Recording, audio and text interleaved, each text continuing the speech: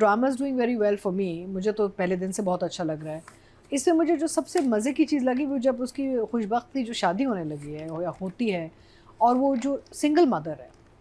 अब देखिए इसका जो सेंटर है, it's a very good centre, because the thing is कि the main lead, the lady who is the main sort of heroine of the project, she is a single working mother. और वो जो background दिखाया है और backdrop दिखाया है, और ये लड़की का जो एक सेंटिमेंट है of how he says, of course परी साथ रहेगी हमारे, वो जो कहती है ना मैं आपसे बात करना चाहती हूँ, तो वो बिठाती है उससे, कहती कि एक चीज़ मैं क्लियर करना चाहूँगी कि मेरी बेटी ना मेरे साथ ही रहेगी। I like the fact that we are touching topics like this, because Pakistan में बहुत सारी सिंगल ख़वातीन हैं जो बच्चों को अकेले पालती हैं, और अक्सर ये होता है कि जब कोई उनमें इंटरेस्ट लेता है तो बैकग्राउंड फैमिली वाले जो है ना वो चू चू शुरू कर देते हैं कि नहीं वो तो तलाक याफ्ता है, बच्चे हैं उसके, ये है वो है। Here even though the mother was a little surprise कि भी यू नो अच्छा डिवोर्स्ड एंड ऑल, लेकिन the family came with a very open mind, and I like that whole idea as a central idea of the entire 2 episodes, which is very nice. So for me it's still a 2 thumbs up. तो सबसे पहले तो मैं कहना चाहूँगी कि सारे characters एक तरफ और साकिब समीर का character, I love him. I think he's just so delightful, so entertaining, and the way he's doing it also, कितना मज़े का कैरेक्टर डेवलप किया है, and such a fine artist. Oh, the minute he comes on screen, I'm like, oh my god, okay, I want to watch because he just makes me laugh and smile. तो it's a very nice feeling, because drama अक्सर हमारे जो ड्रामे होते हैं वो इतने heavy होते हैं कि हम ऐसे बैठ के देखो oh God, but when he comes on screen I am like oh yes yes okay now ये कुछ मस्ती करेगा अब, यू नो।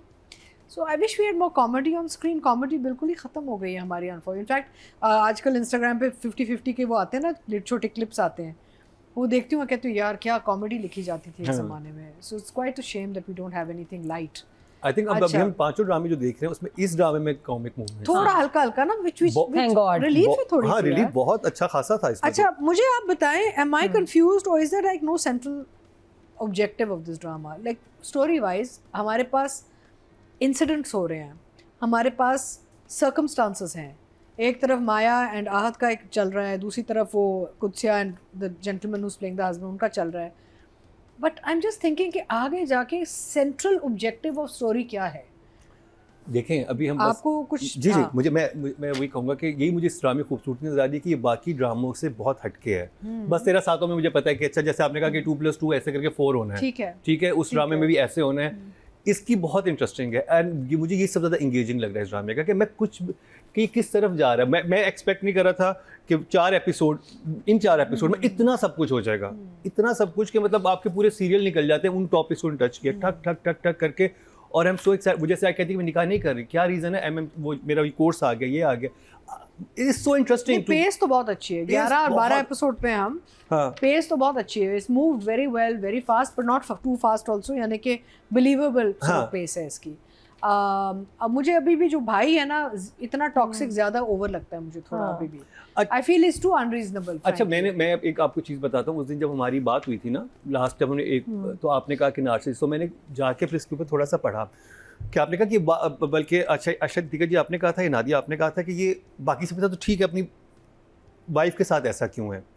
तो नार्सिसिस्ट अफराद जो होते हैं वो जब पावरफुल पोजीशन में आते हैं ना वहाँ पर वो एक्ट करते हैं। अच्छा जहाँ वो हाँ उनके ऊपर कोई बॉस हो कुछ भी नहीं करेंगे, जहाँ पर कोई उनको एक शिकार की तलाश होती है जिसको वो, जैसे डॉक्टर बहू में doctor Shahnawaz is clear cut narcissist and with everybody, क्योंकि because he is वो super powerful position में, वो super powerful position में ना, he can, तो नार्सिसिस्ट इंसान का ये होता है कि उसके जब नरगे में कोई आता है तब वो उस इंसान का बेड़ा गर्क करता है। लेकिन देखिए अदरवाइज वो अपने पेरेंट्स के साथ बिल्कुल ठीक होगा, उसके पेरेंट्स को वो भी नहीं पता। But if you notice this time he is against his brother also.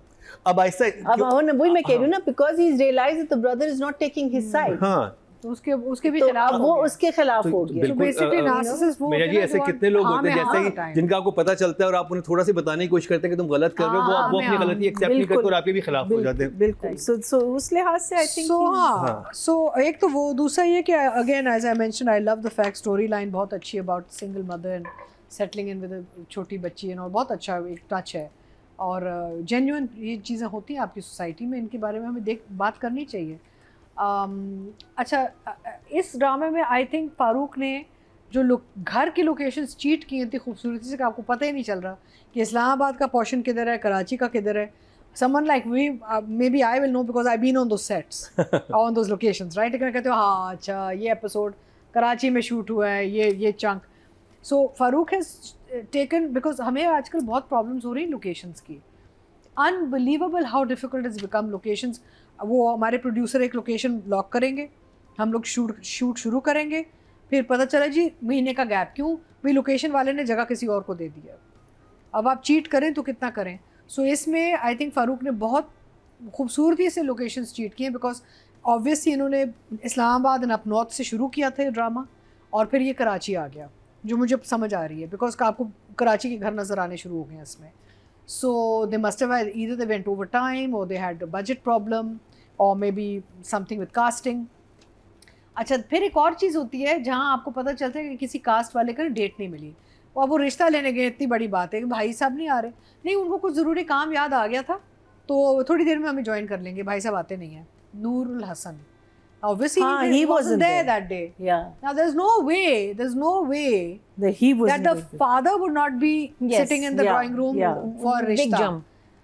अब obviously they didn't have that actor's date. चले उन्होंने एटलीस्ट जस्टिफाई किया. नहीं, वो निकल रहे थे कि चलो चलना नहीं है, चलना फिर कहाँ चले गए. जस्टिफाई नहीं होता. और जस्टिफाई ये वो चीज़ है जो हम नोट करते हैं as audience and as fraternity members.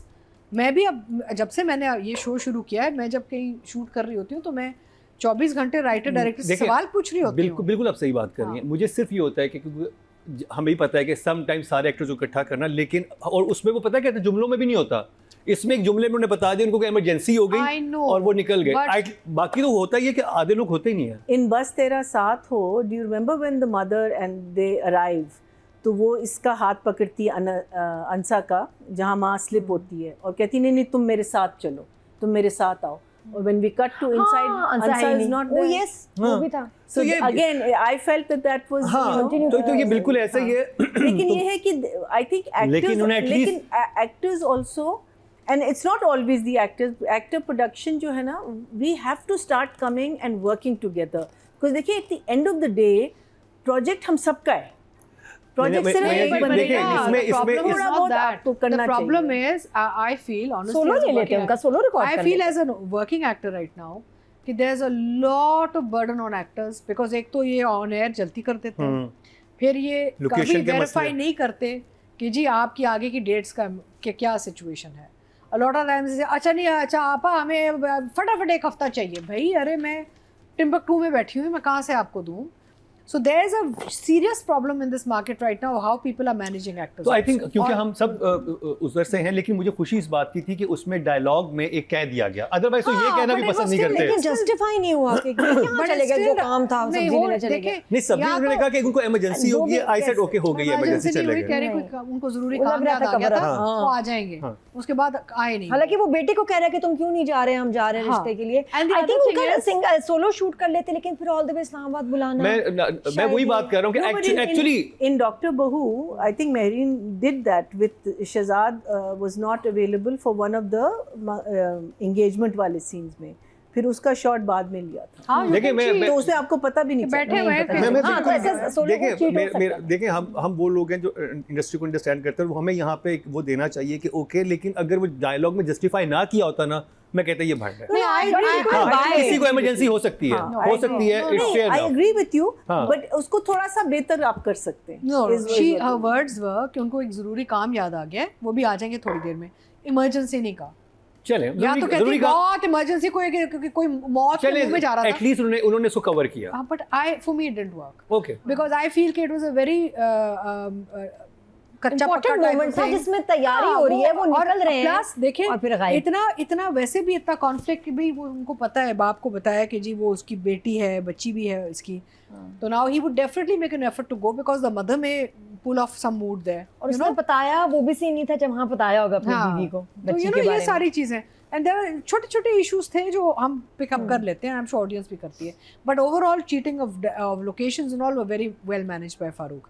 I think it's a lovely drama. मुझे मज़ा आता है देखने में, और मैं देखना चाहती हूँ कि ये कपल्स कहाँ जाएंगे, because again question mark which is also nice, predictable नहीं है.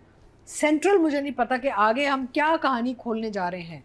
which is very interesting. It's different. So I think I would give, with all the chota mota issues and all, I would give the story a 9 and the direction, I think I'll be fair to Farooq and give him a 9 because a lot of things उनके हाथ में नहीं होता.